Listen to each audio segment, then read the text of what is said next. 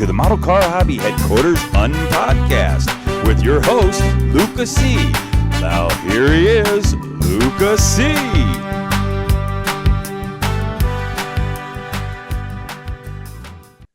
Well, hello, my fellow car modelers. How are you doing today?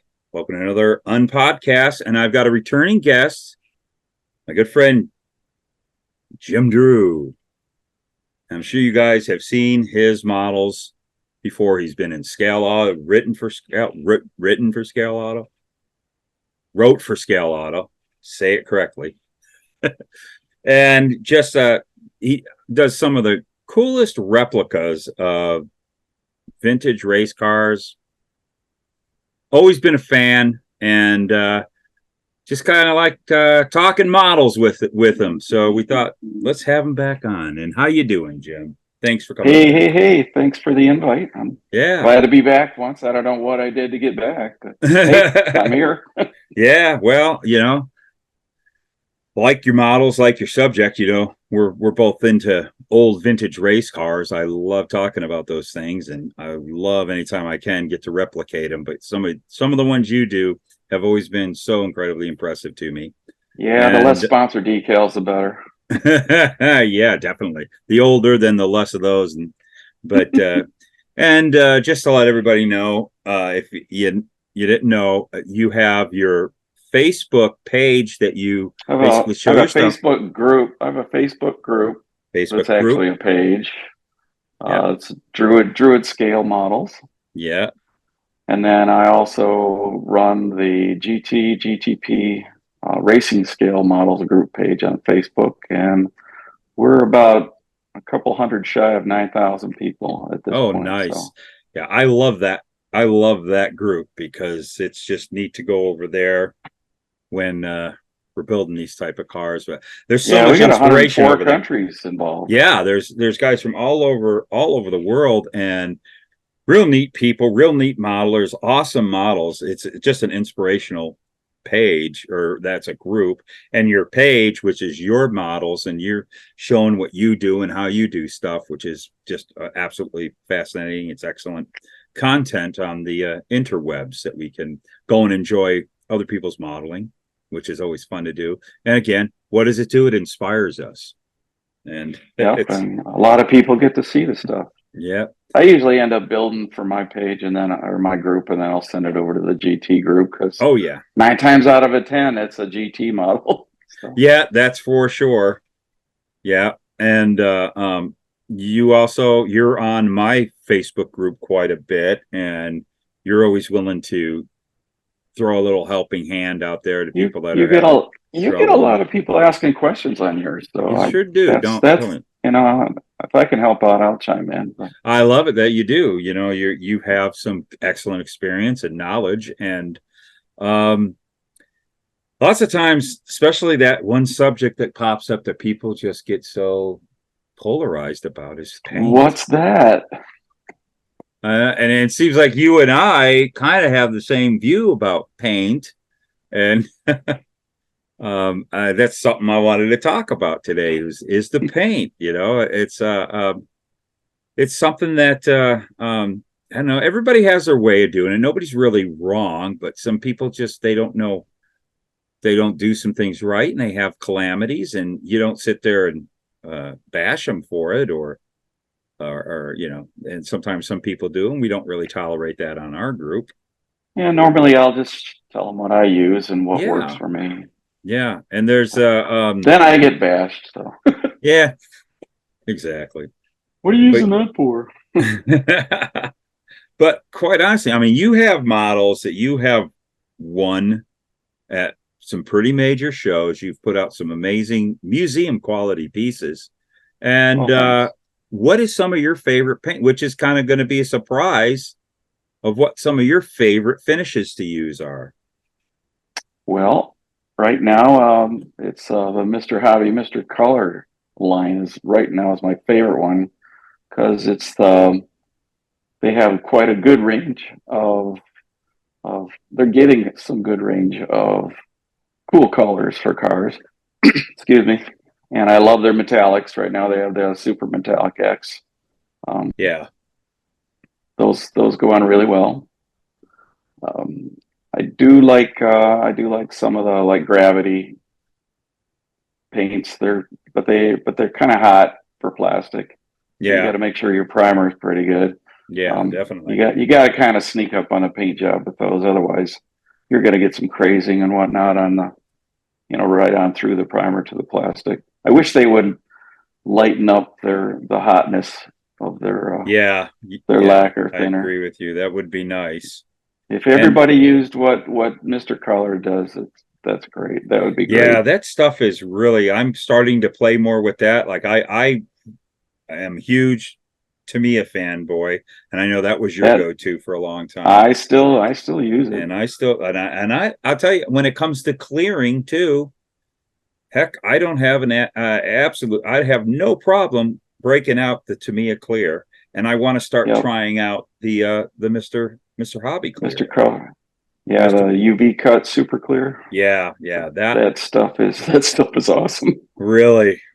What? It's yeah. Apparently, I just heard it's getting hard to find, so I need to get up to my local hobby shop and score the last few cans he has. So, Yeah, because Andy hasn't gotten any of that. The one that I have, I can't remember. It wasn't that one, and I wonder how different it is. I can't.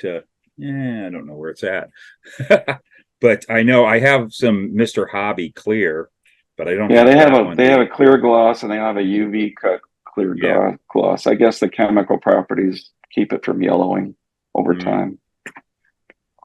And but before that, you were pretty much a fan of the Tamiya clear. Yep, the Tamiya, and then I got locked in with I tried the 2Ks on a couple projects, and um, I wasn't enamored with it.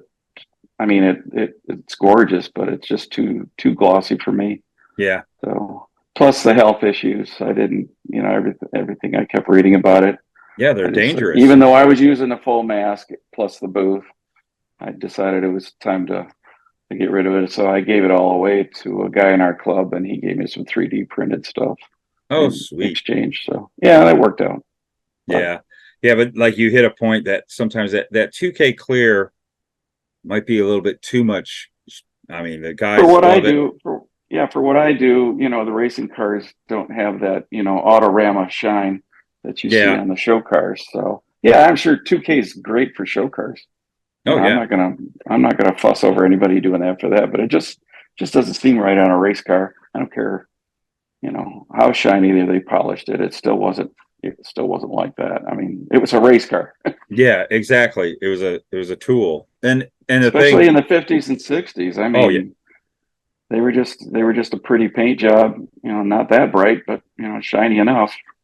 yeah, really. And it was just lacquer back then too. Yep, They just shot lacquer on there and maybe rubbed it out if they really wanted to. You could bring it to exactly. a Well, pit. and some of those models that I do, I'll just polish the actual paint and not put any clear gloss on it. And then Yeah. after I polish the paint out, then I'll put the roundel stickers on it or whatever, because it's usually just a couple of roundels and Hmm. some mobile gas stickers or whatever, depending on the year type of thing. And do you clear over your decals? No, not for race cars, not for vintage race cars, because a lot of that stuff was either hand painted on or they had a vinyl sticker for the roundel and would put numbers over that. And they never glossed over any of that stuff. I see photos of people's vintage race cars, and it's got the high gloss shine over everything, including the roundel numbers, and that really isn't correct. Yeah, I agree with that. The thing that I was always like, my big thing is I do a lot of NASCAR and vintage NASCAR and stuff like that. And I always cleared, not necessarily with 2K. I don't even think I've ever yeah, I have done a few with the 2K. They look beautiful and all that, and it was pleasant to look at. But I always cleared over the decals for two things, is because of the outline on them, the transfer, trying to hide that. Oh yeah, the clear film sticker. Yeah, I and get you. and just the fact that just to seal them in. But Right. it isn't, it's not So that set, it's not really the correct look. two things with regard to that, I try to trim mine right up against all the edges before I put Yeah. them on. I'll try to get rid of the carrier film as much as possible before I put them on. And the other thing is, I don't know why people are worried about sealing them in. If you've applied them properly, they're not going anywhere. And what are you gonna handle this thing like a slot car or something? Yeah. Spend Very I mean, it's gonna go on a shelf, and when you're done with it, you're yeah. barely gonna touch it. So I don't really worry about pulling them off. And Well, if you do the decal installation properly, set and softener, they're down. yeah. I mean, you can get rid of them if you're going to wash it off in a bath of hot water. Yeah, you might lose something, but who's going to do that? Yeah, exactly. And as long as you keep your cars, in a case, and you don't have to really polish and clear Yeah, them after that, huh? Or yeah. clean But them up before a show. if you're really worried about it, I could see mixing a part semi-gloss clear and part gloss clear to just shoot over everything. Yeah. I that's what I always liked about the Tamiya clear too, when I would want to clear over the decals, is that it wasn't such a big, like deep, like they're way set Right. the into water, like they're sitting in water. But Correct. another thing is, when it comes to a thing that I like to do when it comes to decals to prevent like bleed through and stuff, is I'll clear the body first and lay the decals on the clear, so the decals aren't actually laying on the pigmented paint. Oh, sure. Yeah, Yeah, plus you're probably helping them stick a little better with a yeah, glossier finish to stick on. yeah. But You know, I guess if you're right. I mean, especially the decals today, they're better. oh, They're they're awesome. they're probably going to go on and stay on, and not you don't really Anytime have I to get clean. a set of cartographs, Oh yeah. I feel like I'm being spoiled. And then I'll go back to something was printed in the '90s and which is what I'm working on right now. I'm working on a 9/17/30, Oh and yeah. it's the decals were printed in the '90s. I mean, they're good decals. Don't get me wrong, but it's a world of difference. Oh, technology is different. Yeah, Cartograph yeah, is absolutely now, just recently. I don't know what they're doing. They've changed their equipment from what I understand, or how they do things. Their decals are absolutely nuts now. They're untouchable by anybody yeah. else. And they're selling to a lot of privateers and whatnot. Yeah. To touch back on the gloss on Yeah. race cars. I think with the newer stuff, like the newer GT classes and the NASCARs and all that, those are all wraps. Yeah. So yeah, you're well within your right to gloss the whole darn thing. Yeah, that's very true. And I'll tell you, I was watching a video of one of the cup cars getting wrapped. And Yeah, I was like, holy cow, look at how glossy, how it looked like they were cleared. They right. were But very shining. it's still not a show rod clear though. No, it's not It's like deep into like exactly a foot of clear, but which is what 2K will give you. So yeah. Which I'm very satisfied. I did um one of the Salvino's JR models next gen cars, and their decals, the decals take up most of the body, and I just used the clear from Tamiya over the whole thing, and it was who prints their decals? Cartograph. Awesome. Oh yeah, those, that's why those are going to be their awesome. recent kits are silly awesome. Yeah. The decals are incredible. Rick Salvino, even, like he was kind of like, oh boy, the prices were going up. Cartograph, big time. But it was like, do we find someone else to do it, or we stay with the quality? And he's, oh no, stay with the quality. Stay with the quality. Stay with the quality. Might have to go up a bit on the price of the kit, but especially with race cars, especially with modern race cars, decals are probably one of the most important things. Every once in a while, even to me, I'll have a set of cartograph printed decals. Yeah. Kits, and I'll just, oh, nice.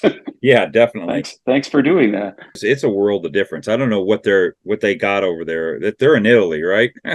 Yeah. I don't know what they got over in Italy in the water. If you see a set of decals that don't say cartograph and it just says printed in Italy, that's where it came from anyway. So yeah. Yeah, they're amazing. Yeah, that's some. And now I guess they're using a new kind of film that actually kind of has a stretch to it, and it really forms around. And just Oh, really? using Mark Fit works great with them. Yeah, I And never had an issue with them. But yeah, good stuff. yeah, definitely good stuff. What are you working on right now then? It's an old Fisher resin kit, Paul Fisher. Oh, yeah, He yeah. lost, he lost all of his stuff back when they had all those fires in California. He lost his house Oh, and everything. I So remember hearing about this that. is a kit from I think from '97. I want to say it was kitted. He had somebody else do the master. He didn't do the master, but it's gorgeous, and decals are. I'm halfway through the decals right now. Yeah. Decals aren't bad. They're just not cartograph quality. Who They're made those the white's decals? translucent. UMI. Oh, okay. And you said the Yeah, they weren't whites. bad. Yeah, The white's translucent, so I've been doubling down on the white areas if I can. yeah. Oh, you got some extra sets or something? No, I just copy the decal on the backside of a piece of white decal film, and then cut it out Yeah, and yeah, lay that down first, and then lay the actual decal over top, like the number 6 roundels. yeah, yeah. I just put a white dot down, and then put the kit decal over that, so it's nice and bright white. Yeah, I remember years ago I did a Tide Monte Carlo, and I went around. This is back in the day. There were no decals. The only thing available was that monogram Tide car they did, and I went and picked up a whole bunch of those kits just to have decals. Yeah, it took like it took like three Yeah, 17s to get it to look white. But yeah. I had a Tamiya. What was it? A silk cut Jaguar oh yeah, GTJ, and I got it all painted and everything, and started putting the white silk cut letters in a spot, and I put it down, and it was like it looked gray. I just put it all back in the box. I said, I'm done. yeah, I know that Nope. can really blow it. Decals that can really blow it for you. I have that kit too. I always wanted to build it. Mm. Well, fortunately, you can get aftermarket Yep. decals that are opaque. So Yes, definitely. back then, there wasn't anything No, available. there I was was not. like, screw it. That would be a bummer. And to try to get a hold of a couple more sets of those decals. Yeah, it's not worth the bother anyway. No, not at all. Cool kit though. Oh yeah, it's one of my favorite cars. Yeah. So did you ever build this? Because remember we talked about that. I What's know that? you the Mustang here. Oh yeah, I built 2 of them. That's yeah. Yep, I built. Let's see, I built the red one, though, sponsored by that company out of Detroit. Forget what the name of it is. Then I built the yellow one, the neon yellow one. Yeah, I saw that. I got both of the decal sets from IndyCals for Yeah. those. So I've been Michael's wanting to, decal, they worked out pretty good. So yeah. I've been wanting to make an order to them. They've got a few things I'm very interested in. I want to get from them. yeah, in fact, I helped him correct the red car decals. So Yeah. I was halfway. I was putting the decals on from that set, and I said, "You got to fix your roof decal." Yeah. So I showed him a picture. Oh, okay. And he says, a couple of days later, I got the corrected roof decal. So Oh, nice. Well, that's yeah. cool. That's great when a company like that is open minded to. Well, I said you have to do it for your, if you're going to sell these anyway, just to be right. So, Yeah, definitely. because on the roof, it's like a graphic. It kind of looks like the Jack Roush R on the roof, and he just Yeah. had a diagonal going through. And I said, no, it's got to look like an R. Yeah, I have. There's a set out decals. I've been wanting to get the Motorcraft, the vintage looking Motorcraft Right. ones for the Yep. Mustang. I've been wanting to do that one. I remember trying to build that one in a hotel room back in the day when it first came out. And the decals wouldn't be pliable no matter what you put on them. I think you could Oh, drop gasoline on them; they wouldn't fold. oh yeah, that was a rough time, especially Revell decals. Oh yeah, They Revell monogram decals were garbage. yeah. Oh, I was just talking to Tim Brown from Throttle Power. We were discussing that. was looking through some of my kits, and I pulled out the old Revell Mongoose 57 Chevy funny car. And I did this when the kit came out in like, was 89 or something. And then I pulled out my body and I'm like, wow, it still looks great. I painted that thing in lacquer and rubbed it out and all that stuff. But I remember I put that thing back in the box because I started laying the kit decals and they just curled up and fell off. I couldn't get them to work. And it's just like, So now that Atlantis is doing that kit again and they have, they're hopefully better decals. Yeah. I want to get a hold of that and just for those decals, and I'll probably use my old body because it's all ready to go. Look great. I like forgot how nice the thing was, and it's like I gotta go get that kit and be able to lay those decals down. So it is neat looking. But we are coming up to a point where we gotta take a little break here, and we got a lot more fun talk about model cars here coming up. So we will see you all in a moment. Commercial break. You're watching the Luka C channel on YouTube. All right, we're back. And back to talk about model cars, because that's what we do on this show, right? Yep, I hope so. Last I checked. I would like to, I need to go back and talk about clearing over the decals. I do the clear over the decals once in a while. If there's a lot of clear film and everything on the edges of the whatever the decal is, then I'll do it. But if it's a 60s and 50s race car, when I polish out the clear gloss, I'm not taking it to the nth degree. I'll take it to where, okay, that looks period. That looks pretty. But it's glossy. It's not a California car show glossy.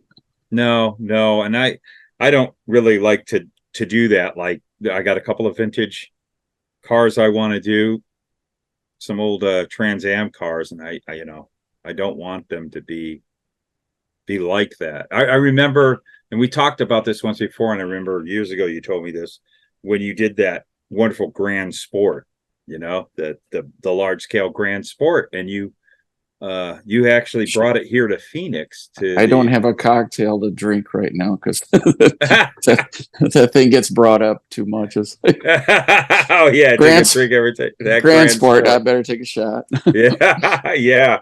You had to know I was going to bring that up. But the thing about it was, you got kind of not really dinged because what did you win here at you came to the IPMS Nationals here in Phoenix, like that was like 03 or something. Yeah. It just won its class, but I'm not going to go down that rabbit hole because there were politics on that one. Yeah. But I did take it to GSL a couple months prior to that. Yeah. And it got People's Choice Best in Show. It got Best Interior and Best Detail. Yeah. Didn't win Judges Best in Show. And then I heard that it had something to do with the paint being not that shiny and whatnot. And my reply was, look, it's a race car. It barely had enough paint on over the fiberglass to cover the fiberglass when they did it, just to save weight.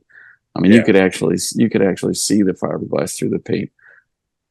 I'm sorry, it didn't look like a show car, but that's been the culture of our hobby forever. Got to have a shiny car. If it's not a shiny car, you're gonna get dinged. So it's always been a thing that I would kind of put that argument up, like especially with my NASCAR builds that I love doing, and I would do these things, and I would get kind of like snubbed at because I didn't put the deep gloss paint job. And it's right. Like, have you ever looked at these cars up close? I mean, if I was to, and I remember when the first time I ever got to see one of those cars up close and look all over it, I was going, this is how I want to build my model, but I know I'll never win any shows if I build it correct. Right. Yeah, exactly. In fact, I did a splatter, sort of a mud splatter treatment underneath of the Grand Sport. With the flicking method with a toothbrush. I like doing that. Because prior to the race, they had to break in the brand new rear differentials that were brought in supposedly through briefcases from GM overnight in the airport. But somebody had to drive it around the island for 100 miles before they could race it, and it had rained. So I figured there's going to be some splatters under there anyway. So yeah, I was going for an actual replica of the race car. So nice. I love that. That's awesome. I have done several race cars. I love doing race cars after the race, especially a long endurance race. Oh yeah, I did. They look horrific. I did a couple of the Corvettes from the C6s that finished 1-2 at Daytona. Like one of the closest finished ever. Yeah. Coming over the line, I did a diorama of that, and on both cars, I fully weathered out. As far as how, and I got there's all kinds of pictures of them post race in the paddock area, showing all the spatters and the rubber, blah blah blah, all over them. So I tried to get it to look as close as I could to the actual post race. I was like, I love that look. That turned out pretty good too. Yeah, I love that look, and I noticed one really vintage race car you got very passionate about a couple of years ago or a year ago was that blue the Ducati, was it? Or Ducati, not Ducati. I'm sorry, Bugatti. Oh. I recently did a Bugatti and from 12 scale from Italy. Yeah, that's the one. What got me hooked on that was the two Alfa Romeos by them that I did prior to that, because it's just, they're not Tamiya quality models as far as kits, but they're still not the old school Italy where you're screaming at the kit the whole time. Everything fits. That's awesome. I tell you, I watched you build that thing, on your page, and I was loving that. It was beautiful, but I love the model sitting there. Looks nice, perfect shine to it that it would have. Everything's correct, but then if you look close, you did a little bit of weathering here and there. There was a little streak here, and I was like, now that's perfect. When it's like you don't notice it at first, but then you notice it. Yeah, this one was set up to be more like a pre-race, so it's fairly clean. Yeah, that Bugatti. But I taught myself how to do engine turning on that build. The firewall and the dashboard were engine turned on that car. I was trying to figure out a way to do that, and then there was a what they call a pin. I think it's called pin turning. Yes, things, and pin polishers. That's what it is. Oh, and I got some pin polishers. I got some 1 millimeter pin polishers, or 2 millimeter, because that's as small as you can get, and put them in my mini mill, and went through the exercise of. Oh boy. Yeah, that's going to take an awful lot for me to go through, repeat that exercise. took me 3 days just to do the firewall. Oh yeah, the look was amazing. Turned out great. Yeah. Yeah. But you might not be doing that one again, huh? No, I'd be hard pressed for somebody to convince me to do that again. But we'll see. Never say never. Yeah, I've always kind of wanted to try to pull that off, but I never sat and tried to figure it out or see if there was anything that you could do it with. But Model Factory Hero makes sort of a bare metal foil thing that replicates that if you get your hands on. Yeah. Oh. It looks pretty sharp. It's not 100%, but it's got that aluminum ting to it, because it's a pattern that they pressed into the foil, and it works just like bare metal foil. What the thing is you can't burnish it, or you'll get rid of the swirls. But it looks good. I did it on a car a couple of years ago, and thought it turned out pretty good. I might have to check into that, because I know there's a couple of cars I'd like to do and have that on there. Yeah, definitely look into that. Such a cool look. I will check that out. That sounds interesting. Model Factory Hero. You can get you get onto their website, you can just get lost. Well, I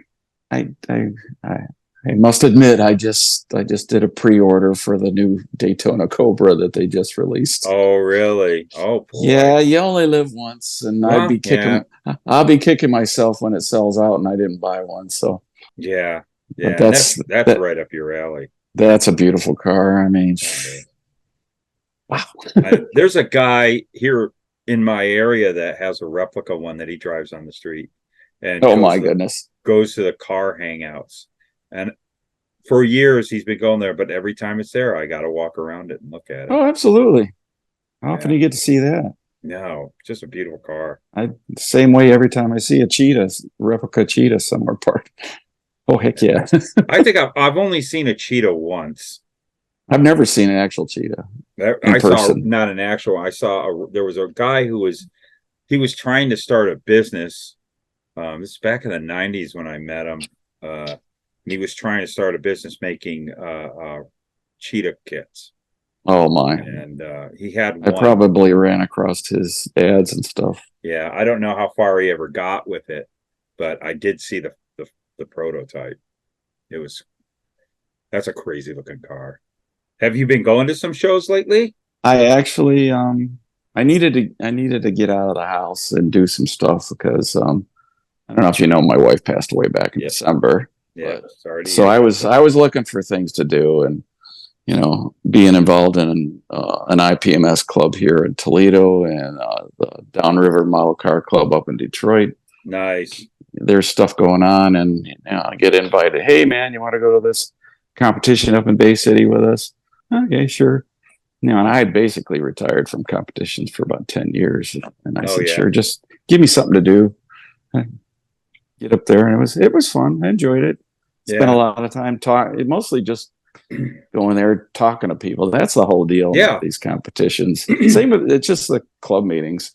Only it's a secondary club meeting because you get to see people that aren't in your club, but their work. Yeah. Or you're friends with them on Facebook, and you finally get to meet them and talk about their stuff, and that's the best part of those. So I will 100%. I'll continue to do the competitions because you get to talk to some nice people. And, there's the swap meets, and there's stuff you can buy there for sale that you can't live without. Oh boy, tell me about it. You never never enough, huh? Yeah, I think the last one I was at, somebody was selling some 1/43rd scale cars that I used to be a heavy into 1/43rd scale race cars, and he had starter kits. Yeah, he had a whole box full of starters sitting there. Ooh. And I would looked them all over there, and I looked up at him. I said, "So we're brothers from another mother, because this is exactly what I would have bought." Yeah, ended up buying two of them off of him. Well, I don't have that, and I don't have that. So, yeah, I have a hard time walking away from starter kits. I don't have lots of them, but I do have some, and I haven't built them in a long time. And I'd like to build some. They're neat little kits. Oh yeah, he had a Can-Am Shadow DN4 from 1974 that I didn't have the kit, and it's an awesome car in my book. That black UOP Shadow, beautiful. He had that, so I definitely had to scarf that one up. Oh yeah. I'm looking at a shelf. I have a stack of them. Well, not a huge stack, but I have this one section. Looking, all that orange box says starter on it. It's like, I gotta dig through those. I didn't realize I had that many. Well, back in the day, I bought a whole collection off of the Motorsport Collector in Chicago. Oh yeah, somebody sold them like a 443rd scales. Oh boy! And he put it up as a collection for sale with a list of what was in it. I bought the whole collection out. That's probably been 20 years ago. Yeah.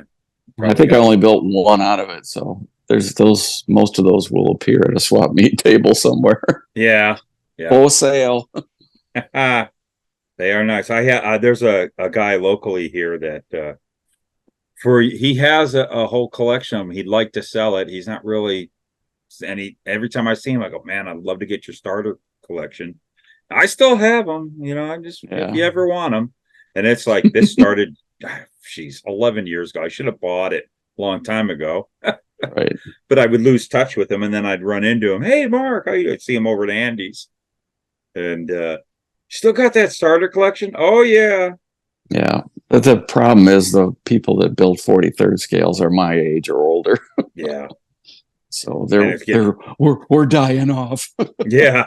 Yeah. A lot of people don't realize, but they were really, man, they were fascinating kids. They're beautiful. The whole reason for it is they didn't, over in England and Europe, they didn't take up much shelf space. Nope. So they could build a cool car and not take up a lot of space. So. And they got advertised and shown in the old Scale Auto Enthusiast a ton. Oh, I used to 43rd thing. Yeah, I used to send away for the flyers from the guy selling them because there was no online stuff. Yeah. He would always have it was like on the back page, a whole page, the back, like the inside of the cover was always that. Send an envelope and we'll send you a list what we got with those starters, because they were like, a lot of it was resin, and there was some photo etched and well, even prior to that, the Marsh models did the die, the metal, and they were the Can-Am people. Yeah, I kept my eye on Marsh because I'm a big Can-Am fan. So yeah, but all his stuff was metal. Yeah, there's nothing like that today, is there? No. Well, Model Factory Hero still their kits, a lot of their parts is still metal. Well, there's I'm talking like being 35th scale or 43rd scale. Yeah, there's nothing out there. I think Heller still does plastic 143rds. Oh, really? I think, yeah. Those were always cool. Yep, and I think Model Factory Hero did do 43rds. They may have dropped that line. I haven't been keeping up with them. Yeah, just pretty much standard is 25th and 24th. Yep. The Porsche that you're working on right now, that you said is an old 90s resin kit, right? Right, correct. And that is, what scale is that one? 1/24th scale. Oh, okay. Almost done with the decals. Paint work I did a couple days ago. That was a fun masking job. Yeah. He said. Do you already have your next one set up when you're done with that? Oh, I pretty much always got 3 or 4 going at once. So yeah, we're good. Yeah. I got a Donahue M6A in Sunoco blue that I finished the decals on. I stopped and moved on to the 97. Actually, I stopped and I built a Jet. Now I'm doing. I built a Blue Angels. Skyhawk. Yeah. Oh, that's cool. I'm a closet jet junkie. I love jets. Oh yeah. And in spaceship models. I'm big on spaceship models. Oh yeah, really? Oh yeah. I'm a model builder. I'm not just a car builder. Yeah. I mean, I like to say that I am, and I do have a lot of other things. It's just like the cars. I don't know. But cars really started out. What's that? Cars are number one. Cars are number one. But I tell you, I actually started out when I was a modeler as a little kid, and I didn't model a lot as a child. I got into it actually after I graduated high school, around 18 years old. I started building model cars and got really hooked. But I built a couple model cars when I was a kid, but my true love was spaceships, and especially science fiction. Oh yeah, man. I was a Star Wars freak, I was that right age when Star Wars came out. I was 11 years old, and I loved before that, I loved the movie Silent Running. And I built my fair share of Star Wars stuff too. Yeah. Bandai has cornered the market on quality. Yeah, they have. Oh my goodness. Yeah, guys, we know this is a car podcast. Yeah, well, whatever. We're talking models here, so too bad. we're liking it. But what's my most recent, or what is your favorite spaceship models? Then I gotta know. Know, everyone.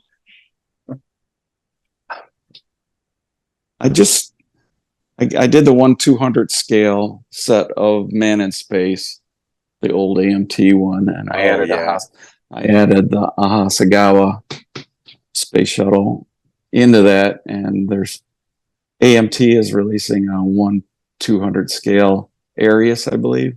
Yeah. So I'm going to add that to the collection when it gets released next month. So I'll be building that.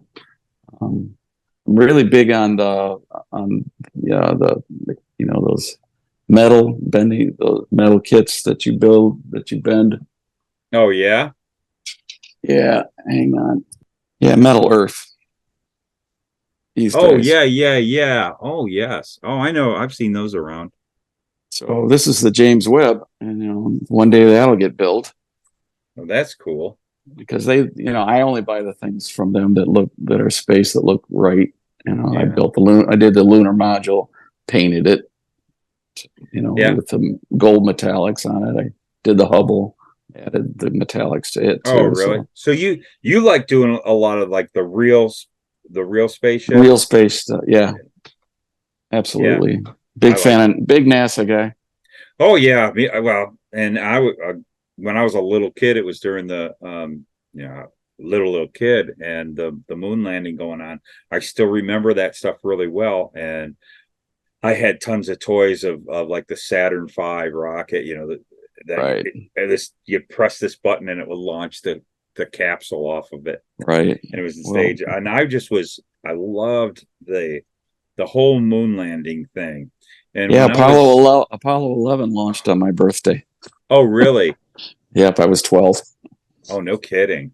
Yeah. Yeah, I have a memory of one of my, it was like my fifth birthday. I something, it had to be like 70, 71.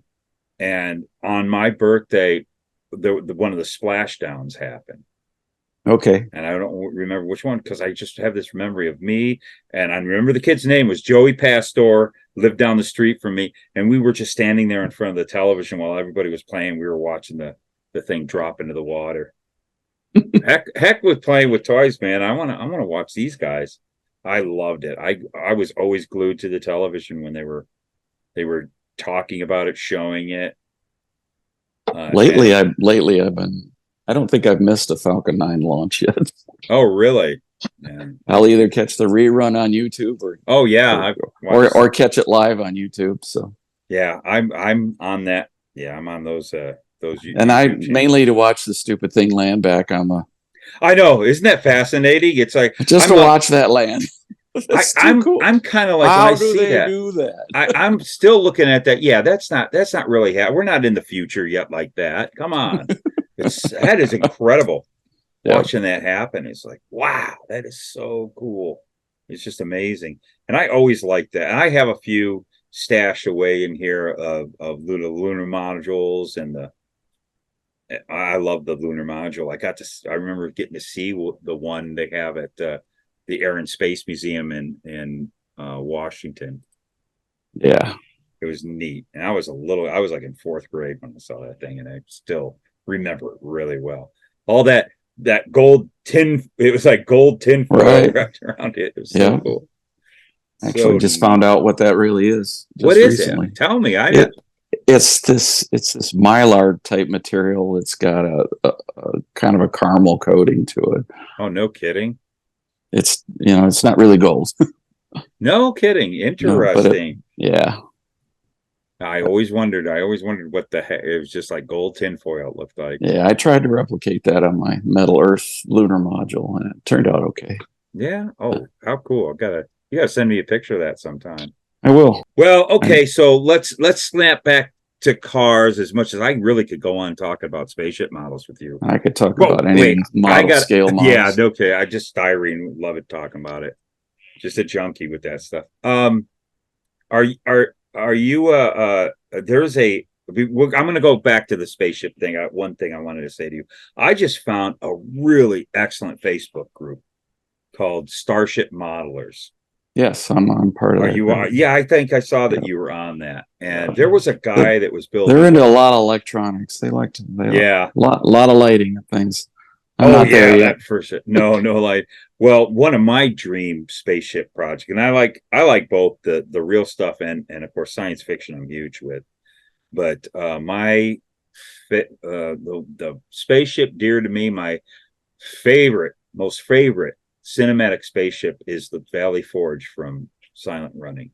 Oh, someone, and I guess it was a kit or something. I believe so. This guy built a beautiful Valley Forge. I was watching his whole build on that. That That's so neat. I love that spaceship. That was the movie that got me into science fiction when I was a really? kid. Yeah. Huh. I remember seeing that young kid and I was just like, wow, that was cool. That's what really got me into it. And I saw 2001 For me it was 2001 that got me into it, and then it was Star Trek, the whole series, because my dad was hooked on it, and I was 10, 11 when that first started coming out. Oh, really? Yeah. That's very good. Okay, now we can go back to cars. Okay, now we but yeah, that's a great thing. I love that stuff so much. I'd love to build that. Did we solve anything here? Did we come probably not? But it was a lot of fun to talk about. Anything people are going to go, what the hell are they talking about? Put it down in the comments. What you think? You want to fight about it? But yeah, that's I really honestly to really touch back to what got us talking about this and why I wanted to do this for you is to really let everybody know. I mean, it really is okay to go ahead and use the Tamiya or the Mr. Hobby, the rattle can clear, whether you airbrush or rattle can the color. I actually think they're the rattle can, the Tamiya and the Mr. Hobby rattle cans. I think they work better straight out of the can, to be honest with you. I agree with you. I think they're formulated too nice straight out of the rattle can because they lay down real nice. I have just keep a hair dryer at your side. Yeah, exactly. And just hose it down. I don't feel bad. That stuff is formulated for what we use it for. Exactly. And I think it's formulated to come out of that spray nozzle. Well, that's better than thing. Paint. That's the thing compared to like going and buying hardware store stuff, and I know that's a polarizing stuff. Stop it right there. But really, I know everybody wants to kind of save money and stuff. Boy, I am a guy that likes to save money, but I really love my models, and I just never really had a disaster using those paints. And the thing about the Tamiya and the Mr. Hobby and stuff is, like you said, the way it comes out now, there's also the nozzle technology. Yeah, and I think nozzle. I think the clear out of the rattle can, and I could be just me, but I think the clear out of the rattle can is formulated different than the clear in the jar, but that you would use. There are some unicorn tears in to thin it out. So. I think that's what it is. I think that's the secret formula. Yeah, but I think that's 2 to 1.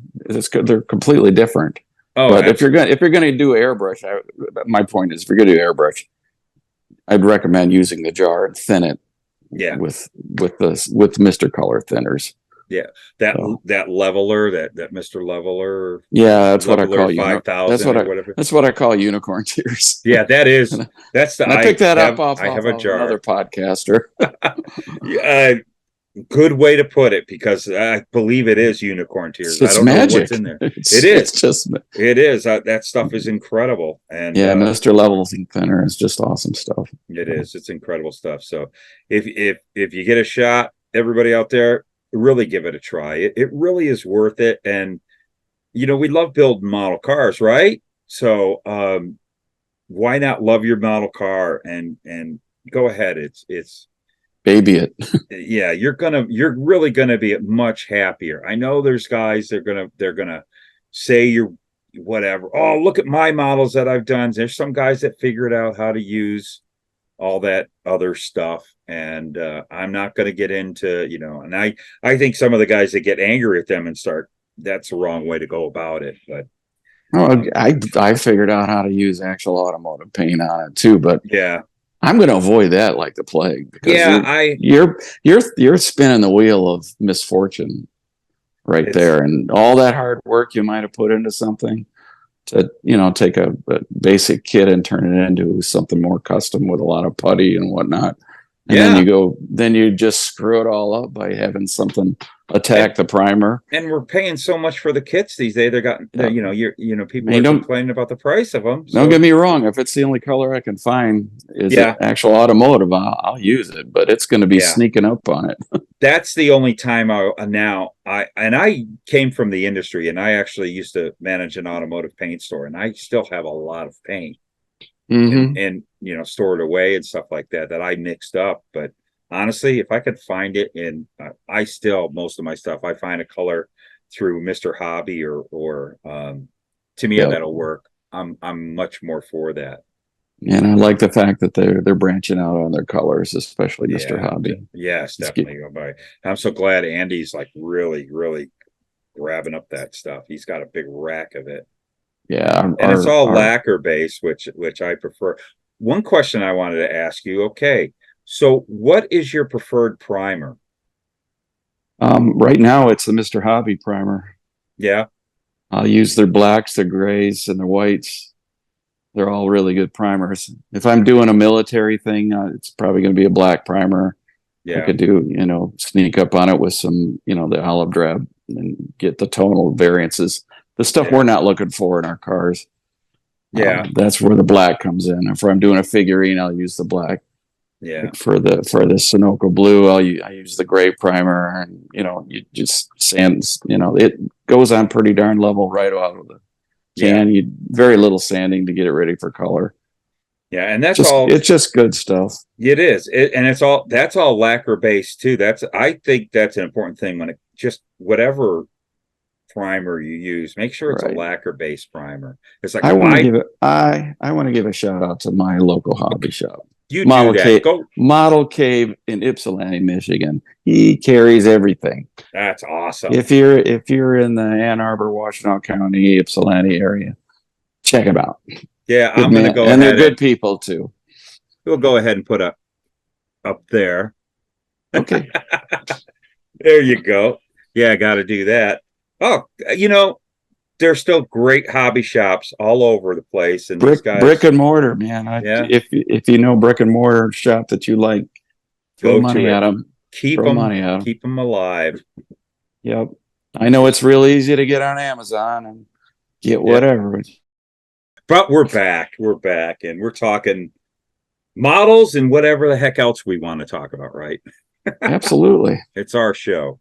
Well, you invited me, and I'll do whatever. Yeah, well, man, it's a lot of fun. I'm having a good time. But so what's on your bench? What's on my project bench? Going on? I'm like you. I got several. You got 3 or 4 going at once, huh? Yeah, and a million more ideas. And I get, this is the one I'm going to do. Wait, no, this is the one. Wait. Oh, wait, this kit just came out. I want to do this. Wait a second. I've been wanting to do this for a while. That's my life of modeling. Yeah. Squirrels, like we talked. Squirrels. Oh, yeah. Squirrels.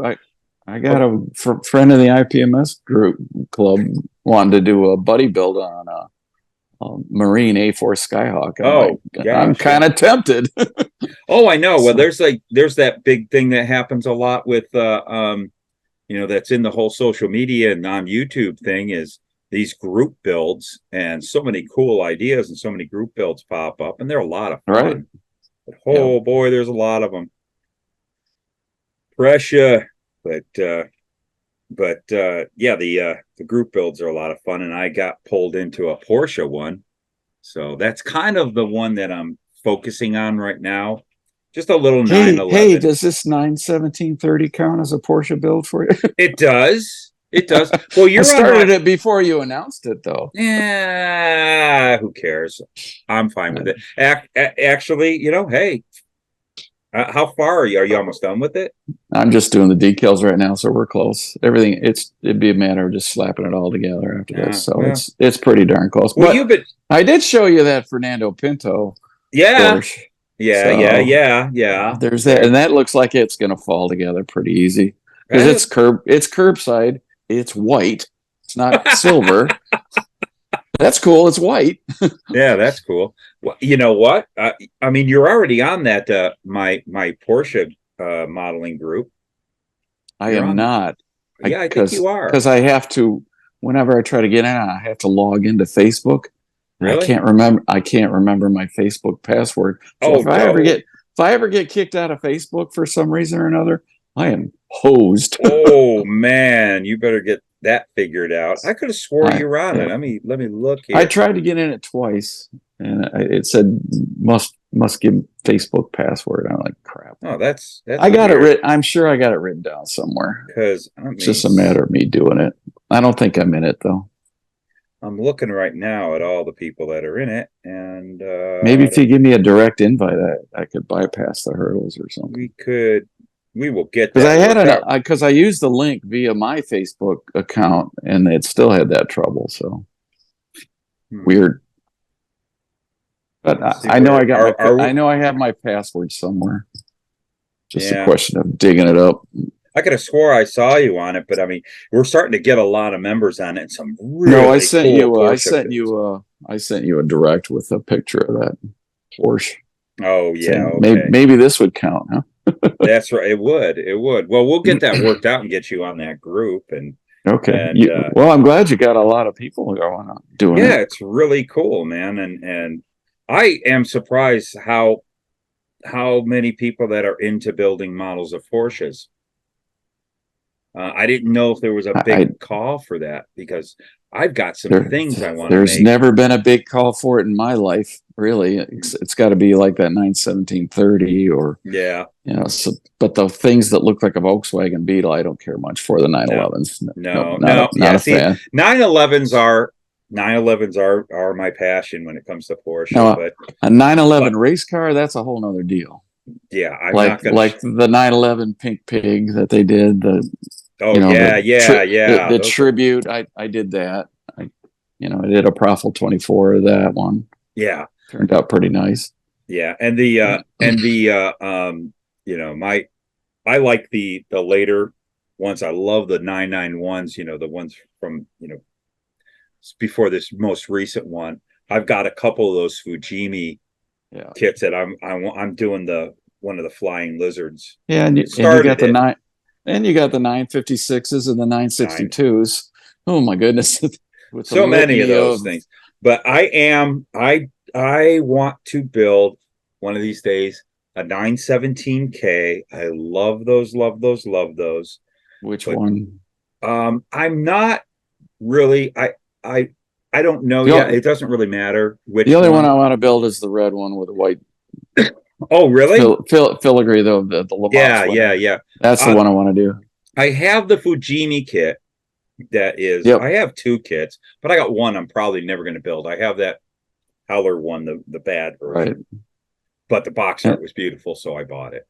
And I do have a resin of the Pink Pig, the real Pink Pig. Oh, really? So, that's cool. That's so funny. It's also a Fisher. It's a Fisher. Oh, that's cool. That's in the lineup. That's in the soon lineup. So, but I've had this thing like I bought a Fujimi 911, and I bought this one in particular because it was the only one in stock. Andy got a couple in, and I grabbed this one. Mm-hmm. And I can't remember the driver, but it was green. I cannot remember. The thing that I like with Andy now having his connection with his business partner that is MBK over in Germany, and he gets regular shipments from him. So he's getting all these really cool European kits that and kits from Japan through him. That's really hard for some of the stores here in the US to get. So he's gone global, man. He's gone. So in his store, it's been great because he has great Fujimi kits and Aoshima and even bell kits. He's got bell kits and he's got, there's quite a few of them. And I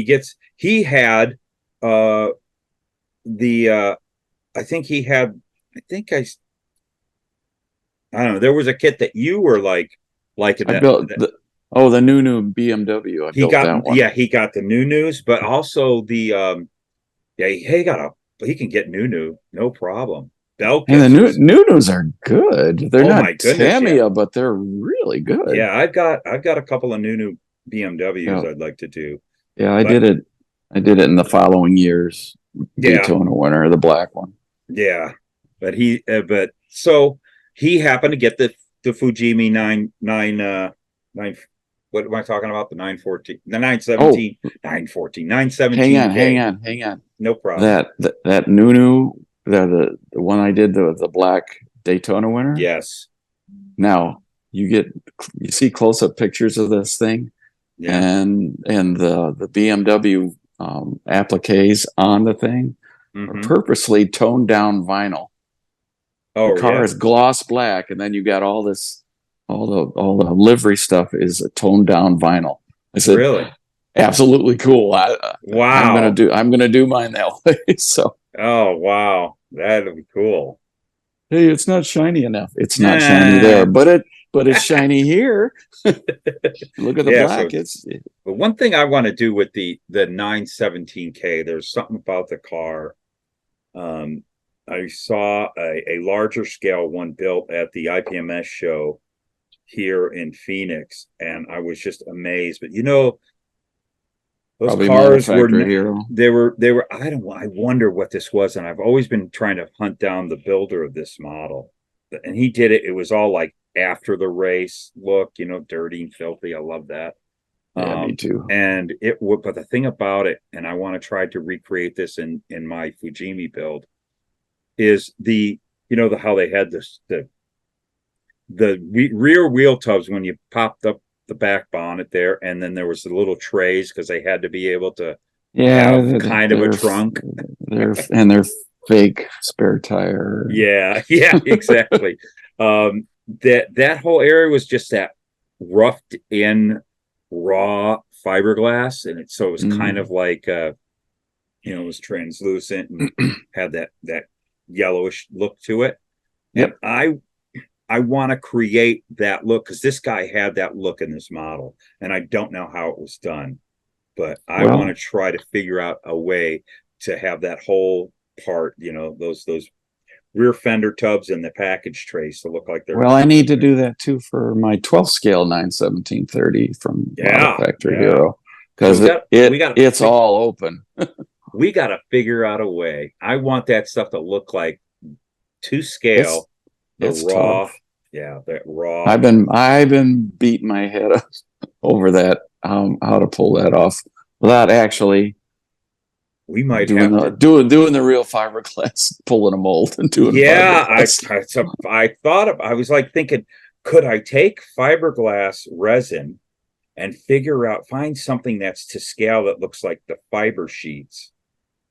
They actually make some really fine fiberglass cloth, really tight weave. You can get real tight weave. This might be something that you and I are going to have a little discussion about one day. Try to figure this out. Sure. I think that's something we got to do.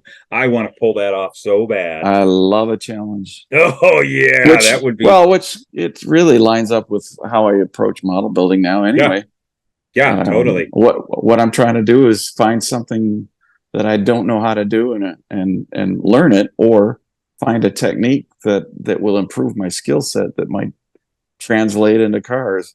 Yeah, I'll wander down a military path quite regularly just for that. Oh yeah. Those guys got it going on in a lot of aspects. But that translates to our hobby. It does very much so. It's like, Andy just did a how to rust video, and he just did this turret from one of the kits, and I went over and looked at it up close, and I was like, oh my goodness, it's just like one of the best. And I think he was like, I think it was all with MIG products, and it's totally, not that hard to do either. And it looked, he's really good at it. But this was like, I said to him, this is one of your best rusting jobs I've ever seen. It was just pitted perfect, rusted perfect, all the different, colors and stuff. There's a ton of YouTube videos of how-tos on if you can think of it, there's somebody's done a video. Oh yeah, so. That is definitely for sure. With anything, there's a couple military guys out there that I go to their place all the time just to see what they're working on. Yeah, those military guys, there's some stuff they do. I wanted, like with this Porsche that I'm going to be building, I want it to look like the paint is faded and and some areas go almost where it wore down to the primer and stuff, and all from the weathering and sun. And I want to see how to create that oxidation. Yeah, I learned how to do an olive drab weathered. I did a deuce and a half truck. Oh yeah, 48 scale, post-war, right at the end of the war. Oh and boy! So it's seen years of sun, and so it was almost yellow on the top. Yeah. Where the sides were just lightened olive drab. But I went to a lot of videos and learned how to do that. I was like, when did you build that? Last year I built that. It was originally, the ME-163 Comet, the rocket plane from Germany. I was originally just going to learn how to do, an aircraft, and I chose that one, and I was doing research on it, and I ran across this post-war photograph of the fuselage one in the back of the deuce and a half at a military base, getting ready to ship it off for the scientists to do the research on how this worked out for them and what the rocket technology was. Oh boy! So it turned into this diorama. Oh, how cool! I found a resin cab and oh geez. And again, another example, another squirrel, man. You're doing one thing and it just takes one photograph and it's like, I gotta do that. Oh, I'm a big squirrel hunter. If I want to leave any of your viewers with something, just try to push your envelope every time you build something, and find a new technique, learn something new. What are you doing to improve yourself? Yeah, exactly. And do it for you. And don't worry. Don't make yourself happy. Don't even worry about, whatever. It's not about, I got to get better for competition, or just do it for yourself. No, do it for yourself. But if you're improving yourself, it's going to be gratifying in the end. Oh, it absolutely is. I always I just always believe in, I like my next model to be better than the last one. I'm always like trying to try new things, trying to do better what I did the last time. For me, except for the palette cleansers, then I just pound it out. That's a part of the fun, and it's just the most favorite thing, like you say, you do this to go into what I love going to shows for, and meeting up with old friends and meeting new friends and exactly stuff. I love putting my model on the table and just seeing the reactions and hearing what other builders, especially builders that I have respect for. Yeah, and when you go there, just ask questions about somebody's build, and then don't apply any critical thought to it unless they ask for it. Exactly. And that's the next thing I like to do, is I like to start mulling around the table and finding these different models, and just I always want to, that's why I put up my fuss about having names on the placement cards, is I want to meet this guy who built this, because I want to talk to him about it. The people need name tags too. Yeah, that would be, so you can that's find a good them. idea. That is an excellent idea. I think they should have both, that so that you could find the person, because 9 times out of 10 you don't know who built it. You see a name there, unless you know that person. But if you have a name, like I was at a show that didn't have a name, and I talked about this once in a video, and there was this really cool, it was an Oldsmobile that half of it, it was caught on fire, and they did it was the best burn job I've ever seen.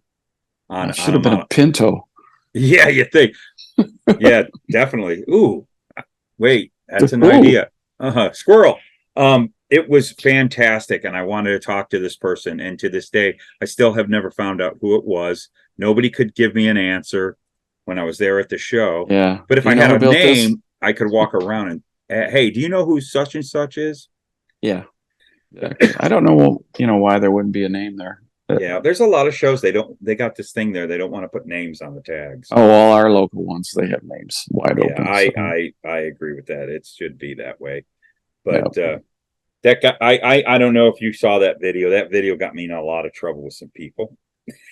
But that's how I am. I still will do videos when I see an injustice, I will talk about it. It's my job. I have a voice and I'm going to use it. That's right. Whether you like it or not. Yeah. All to just keep the opinions hobby by better the than host ever. are strictly. Yeah. I do have my vlogs. I do have a warning at the beginning of them. It's what is said on this vlog may hurt feelings. Just warning you. Here we go. Put your big girl pants on. We're ready to go. Yeah.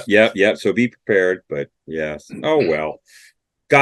Sometimes things got to be said. Yep. But yeah, it's all you feel the same way. Most everybody in this hobby, super passionate about this hobby. Love it.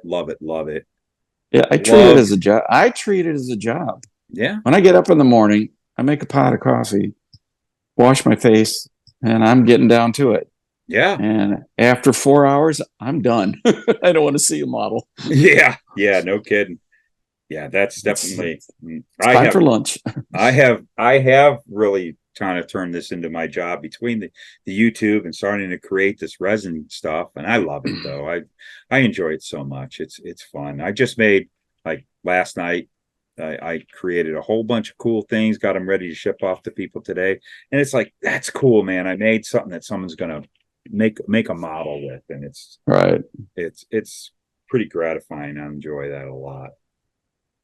It's amazing, every time I pop something out, it's like, wow, I made that. It's neat. For me, it's like, wow, that didn't take a long time for another one. Yeah, no kidding. Yeah, but oh boy, the models. I got so many. Yeah. And then, so, what I have on the list today, I will have more squirrels tomorrow. Well, I do have to say that it's taking more and more for me to get into super detailing an engine anymore. It's like, yeah. There's half the time in that whole build goes into that. So it's like, I want to move on to something else. Yeah. Honestly, engines are the least thing I like to do. Yeah, me too. But I know how to do them. I know. Yeah, exactly. Well, I've done them. Good Lord. I love a pretty paint. Yeah, I love that, what it looks like, the overall look. And that's something like some of these Fujimi kits. That's why I love that this doesn't have an engine. That to me is a relief. I'd rather concentrate. I love interiors now, especially race car interiors. So I would rather detail the heck out of it. Yeah, that'll do. I want to detail the heck out of the interior in that, and the underside. It doesn't take near the work an engine does, though. No, it doesn't. But it's gratifying at that. Yeah. And of course, I'm a suspension geek. So yeah, you told me about that. Just, oh boy, I can just, and I love the suspension into this car here. Well, here's the thought: how often is that model going to get picked up and looked underneath? Well, that's why they have. I'm moving down that path now. Yeah. How many? But that's why I have when I do something cool like that. That's why I have those little lifted up. Oh, sure, underneath. Absolutely. I do that. I have a lot of models I've done where I really get into making a really cool suspension looking cool. I did Looks that. Like it'll work. I did the impossible to build milk truck show rod last year. And I had to do it, do it right. And then I found out why I couldn't build that as a 10-year-old. It's impossible to build. Oh, really? You had to make all your own crap just to get it right. Kidding. Yeah. You basically get a frame in the body and everything else you got to do yourself. It's not going to work. Yeah. It's that bad. The instructions were vague, hand waving. Put shock absorber here. And you're like, why? Yeah. Wow. Yeah, it is. Sometimes, when we revisit some of that stuff when we did a kid and couldn't pull it off. Well, I was bound and determined to get this done. Well, Jim, thanks a ton for coming on. Yeah, thanks for the invite. What a fun conversation, and a lot of really good food for thought and modeling. Yeah, I think you got a bit of content on this one. So. I do. I think it's going to be long because you know what? Our third session is almost up. Can you believe that? I can't believe it. So we probably should do this again in the anytime. Future, so. You ever want to come on? You even can, and by all means, you ever want to give me a call? Give me a call too. I like talking with you, buddy. But thanks a ton for coming on. there's a lot of people that like your work and are interested in hearing this stuff. So we'll do it again for sure. Hey, but I'm available on Facebook. So there you go. Yeah. Hunt me down. Yeah. Say, what are the two Facebook groups / my personal model page is Druid, DREWID, scale models. Mm-hmm. And the other one is the one I host is the GTPs, racing scale models.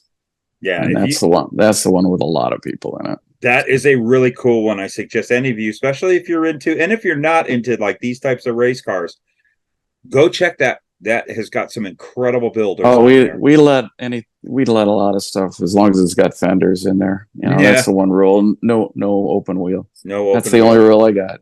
Yeah. Well, there's other. Be nice. Yeah. Definitely. Well, do you remember what I put you up to doing at the end? You remember what you got to do? No. Deer in the headlight look. No, I don't. I don't even recall you saying put me up to do it. You have to. I do that to all the guests on the Unpodcast. You have to say the keep gluing your fingers together and keep cutting the styrene, and we'll see you in the next video. You know my clothes off. You got to do it. You have to do it. So keep gluing your fingers together. And keep cutting the styrene. That's it. No, that's perfect. That is so perfect. And enjoy the hobby. Oh, that's the number one thing. Enjoy the hobby. Give Luka some love. Yeah, give us some love. All right. Thank you all for watching. Peace. We are out. And so that means here's the producers.